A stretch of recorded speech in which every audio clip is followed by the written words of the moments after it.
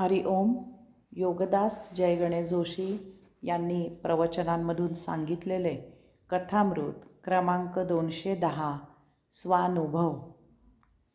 अफलातून नगरीच्या रामाच्या मंदिराबाहेर 5 आंधळे आपापसात गप्पा मारत उभे होते. इतक्यात तेथे एक नवरदेव वाजत गाजत हत्तीवरून मिरवणुकीने रामाचे दर्शन घ्यायला आले. देवळाजवळ मिरवणूक थांबली. हत्तीवरून नवरदेव खाली उतरले आणि रामाच्या देवळात दर्शनासाठी आत गेले. त्या आंधळ्यांना वाद्यांच्या आवाजाचे कुतूहल निर्माण झाले. त्यांनी आजूबाजूला उभ्या असलेल्या लोकांना वाद्यांच्या आवाजाबद्दल विचारले, तेव्हा त्यांना कोणीतरी सांगितले की एक नवरदेव हत्तीवरून मिरवणुकीने देवदर्शनासाठी आले आहेत. हत्ती असे म्हटल्यावर त्या 5 जणांचे कुतूहल जागे झाले, कारण बरेच दिवसांपासून त्यांना हत्तीला प्रत्यक्ष हात लावून पाहायचा होता. हत्ती प्रत्यक्ष डोळ्यांनी पाहणे शक्य नसले तरी हस्तस्पर्शाने तरी तो जाणावा अशी त्यांना उत्कंठा होती. त्यांनी मिरवणुकीची वार्ता सांगणाऱ्या माणसाला विनंती केली की हत्तीच्या माहुताची त्याने त्यांच्याशी गाठ घालून द्यावी. त्याप्रमाणे त्या माहुताशी भेट झाल्यावर त्या 5 आंधळ्यांनी हत्तीला प्रत्यक्ष हात लावून पाहण्याची इच्छा व्यक्त केली. माहुताला त्यांच्या अंधपणाची दया आली. नवरदेव देवळातून बाहेर यायला अजून खूप वेळ होता. तेव्हा माहुताने त्या 5 आंधळ्यांना हत्तीजवळ नेले आणि त्यांना सांगितले की तुम्ही सर्वजण हत्तीजवळ आहात, तेव्हा किंचित पुढे व्हा आणि न घाबरता हत्तीला हात लावा. त्याप्रमाणे त्या 5 आंधळ्यांनी त्या हत्तीला हात लावला. त्यांना हत्ती प्रत्यक्ष हात लावून पाहायला मिळाल्याचा फार आनंद झाला. त्यांनी त्या माहुताचे आभार मानले आणि ते पुन्हा मिरवणुकीची वार्ता सांगणाऱ्या माणसाच्या सहाय्याने एका बाजूला जाऊन उभे राहिले. हत्ती कसा असतो यावर त्या 5 अंधांची चर्चा सुरू झाली. पहिला अंध म्हणाला, हत्ती खांबासारखा उभा सरळ असतो, कारण त्याने हत्तीच्या फक्त पायाला हात लावला होता. दुसरा अंध म्हणाला, हत्ती सुपासारखा असतो, कारण त्याने हत्तीच्या फक्त कानाला हात लावला होता. तिसरा अंध म्हणाला, हत्ती भल्या मोठ्या दोरखंडासारखा असतो, कारण त्याने हत्तीच्या फक्त सोंडेला हात लावला होता. चौथा अंध म्हणाला, हत्ती छोट्या सापासारखा असतो, कारण त्याने हत्तीच्या फक्त शेपटीला हात लावला होता. 5वा अंध म्हणाला, हत्ती म्हणजे एक मांसाचा मोठा गोळा आहे, कारण त्याने हत्तीच्या फक्त मधल्या अंगाला हात लावला होता.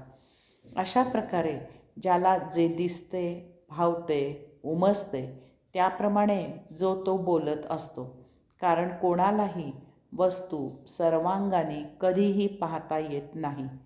पूर्ण सत्य नेहमीच अगम्य राहते. कथामृत 211 लायकी. एकदा एक मोठा जमाव तावातावाने ओरडत घोषणा देत येशू ख्रिस्तांकडे आला. जमावाला पाहण्यासाठी घराघरातून लोक बाहेर आले. काही त्या जमावात सामीलही झाले. लोक क्रोधाने अगदी भडकले होते. त्यांच्या अंगाची लाही होत होती. त्यांच्या डोळ्यातून आगीच्या ठिणग्या बाहेर येत होत्या.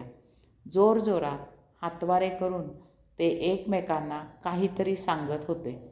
तोंडाने अर्वाच्य भाषा बोलत होते.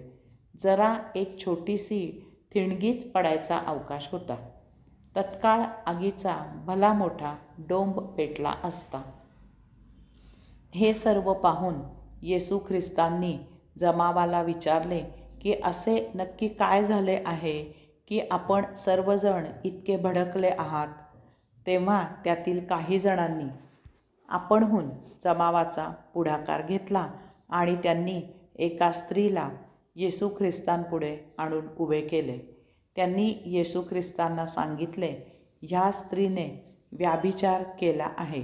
ही पापी आहे, कुलटा आहे.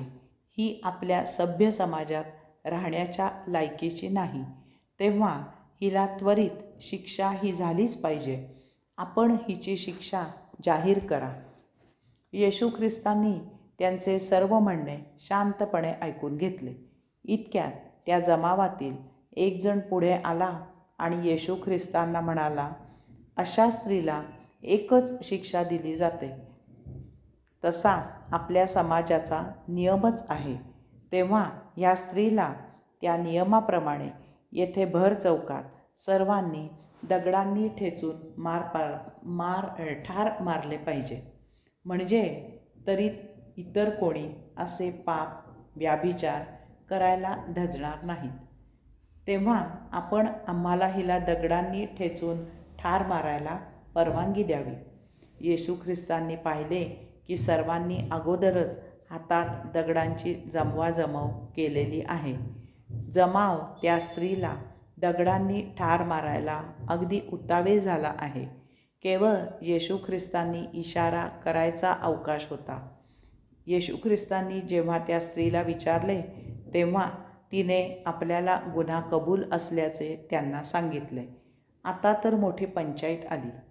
येशू ख्रिस्त जमावाला उद्देशून म्हणाले, ठीक आहे, त्या स्त्रीने व्याभिचार केला आहे, तेव्हा आपल्या नियमाप्रमाणे तिला दगडांनी चेचून ठार मारायला पाहिजे.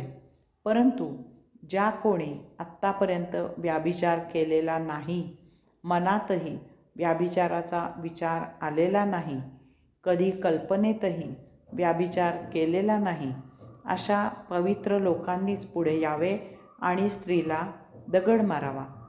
काय आश्चर्य! एक एक करून सर्व जमाव दगड तेथेच टाकून पांगला. हरी ओम.